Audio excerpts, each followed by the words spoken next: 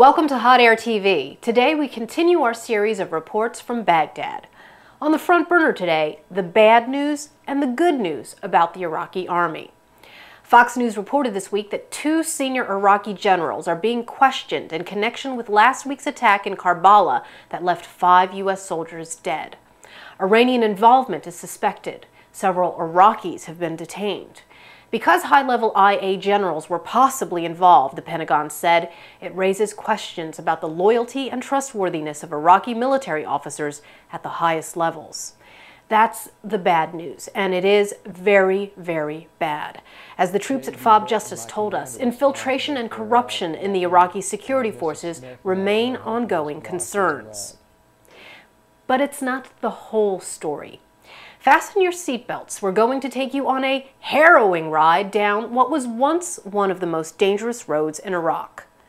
This is the road between the Baghdad airport and the international zone. The military calls it Route Irish in honor of the Notre Dame football team. But up until 8 or 9 months ago, it went by another name, the Highway of Death. Insurgents set off bombs along this route almost on a daily basis, making headlines with each attack.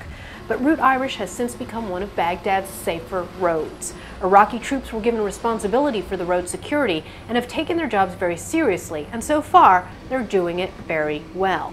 This boring video is what success in Iraq looks like.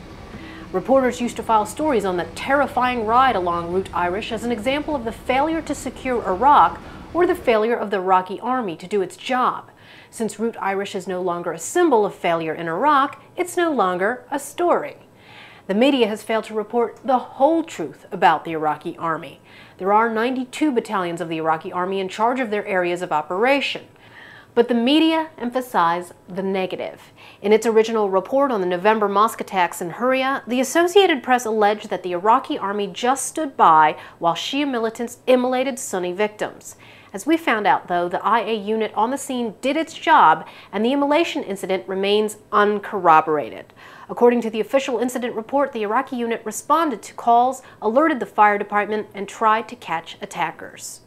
The New York Times recently spilled more than a few pixels blasting an Iraqi army unit for its performance during a battle on Haifa Street in Baghdad.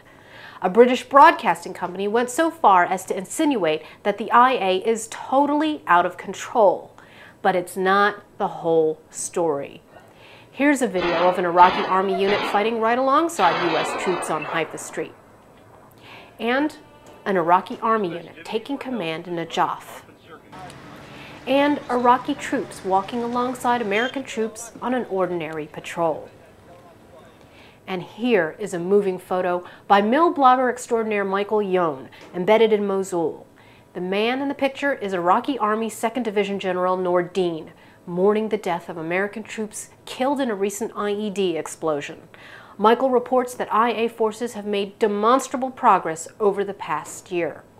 Quote, I wrote about General Nordin's ferocity and aggressive reputation back in 2005, and my recent ride along with his soldiers on several missions in the past few weeks has only strengthened my belief that if Iraq is to be released from the bloody grips of terrorists, it will be by the hands of commanders like General Nordin and the disciplined soldiers who serve under him who say to the terrorists, here I am. And now you know the rest of the story. Till next event, I'm Malkin for Hot Air.